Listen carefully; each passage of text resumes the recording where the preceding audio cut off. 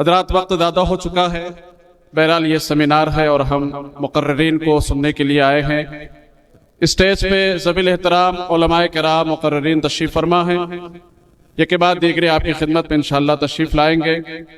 आइए मैं बिला तमहीद और बिला वक्फा गुजारिश करता हूँ ऑनरेबल धर्मवीर सिंह साहब से कि वो तशरीफ़ लाएं और अपने ख्यालात का इजहार फरमाएं। जनाब इज़्ज़त माब धर्मवीर सिंह साहब से मैं दरख्वास्त कर रहा हूँ कि तशरीफ़ लाएं और इमाम मेहदी के सिलसिले में अपने ख्यालात का इजहार फरमाएं। आप उनका इस्तकबाल कीजिए जनाब धर्मवीर सिंह साहब।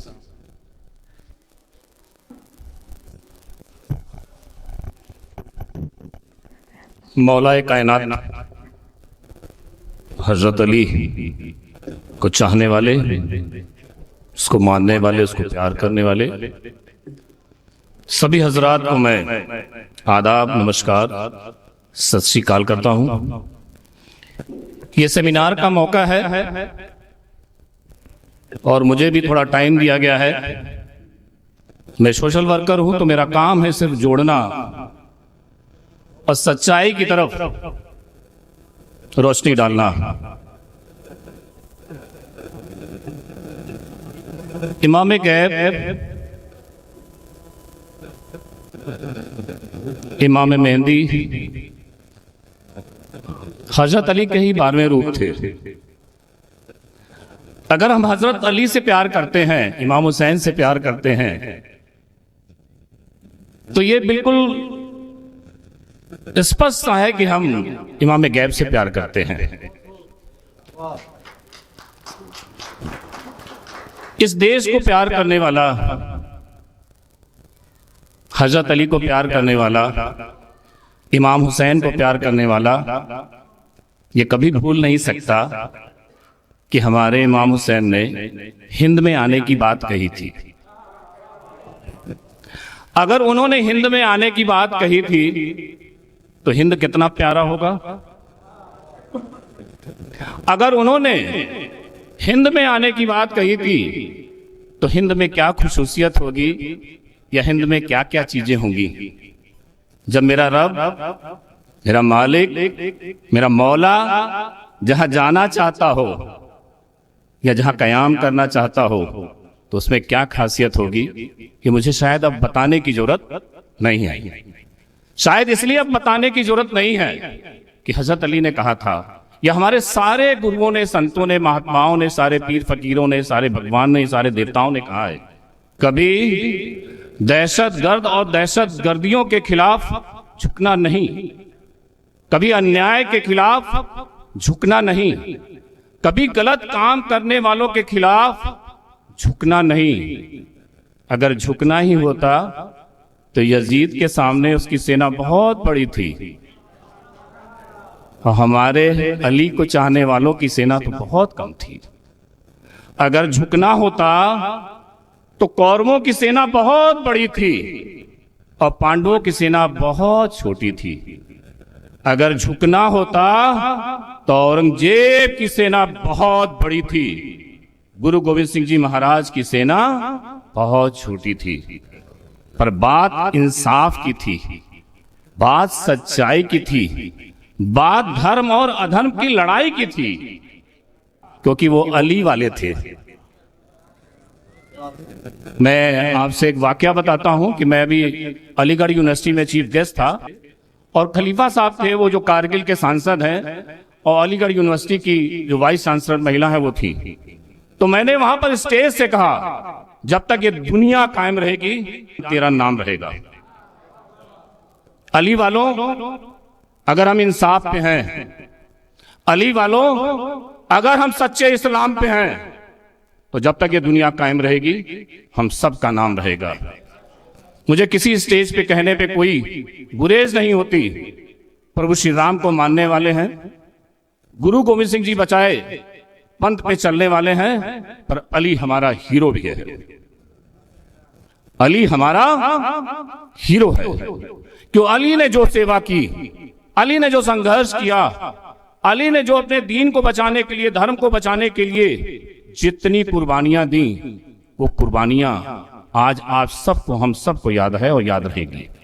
जब तक ये दुनिया कायम है आपका तो इतिहास है कुर्बानियों का, जितना मैंने पढ़ा आपका तो इतिहास कुर्बानियों का है, और कुर्बानियां कभी जाया नहीं जाती। इस्लाम तो ये है जो हिंद में है। आज कोई शिया नहीं, कोई सुन्नी नहीं, कोई हिंदू नहीं, कोई मुसलमान नहीं, कोई सिख नहीं, कोई ईसाई नहीं। अभी एक ब्लड की जरूरत पड़ जाए, एक बोतल ब्लड की, सारे भाई खड़े हैं। किसी ने पूछना नहीं है ये हिंदू का है, मुसलमान का है, कि शिया का है, कि सुन्नी का है। इस्लाम ये है, ये हमारे धर्म की, हमारे पंथ की, हमारे मजहब की, ये हमारे देश की खुसूसियत है। मेरे दोस्तों, मैंने कहा ना, मेरा काम है जोड़ने का, मेरा काम तोड़ने का नहीं है। और अगर सच में देखना चाहते हो तो अली को फिर से दिल से पढ़ना। ये नहीं कि तुम उस कम्युनिटी से हो, ये नहीं कि आप उस पंथ से आते हो, उस धर्म से आते हो, ऐसे नहीं। कभी अली को पढ़ के देखना, कभी गुरु गोविंद सिंह जी महाराज को पढ़ के देखना, कभी प्रभु श्री राम को पढ़ के देखना। अगर प्यार ना करने लग गए तो मुझे कहना। मैं आप सबसे एक बात और शेयर करना चाहूंगा। मेरे बड़े बड़े मौलाना बैठे हैं, मैं तो इनके सामने कुछ भी नहीं हूं। मैं सबसे एक निवेदन करूंगा, हम जितना अपने धर्म के बारे में पढ़ें वो कम है, और ज्यादा पढ़ें। पर गैर धर्मों के बारे में भी हमें जरूर ज्ञान होना चाहिए। जैसे मैंने आपसे कहा, मैंने अली को पढ़ा, मैंने इमाम हुसैन को पढ़ा, और मैंने पूरा सिजरा, पूरा एक पूरी कहानियां, पूरे उनकी कुर्बानियां, पूरी सारी चीजें पढ़ी। बच्चे का वजन कम और तीर का वजन ज्यादा, बात इस्लाम की करते हो। अरे यजीद, तुम कौन से मुसलमान थे? आज भी तो ये वही कर रहे हैं।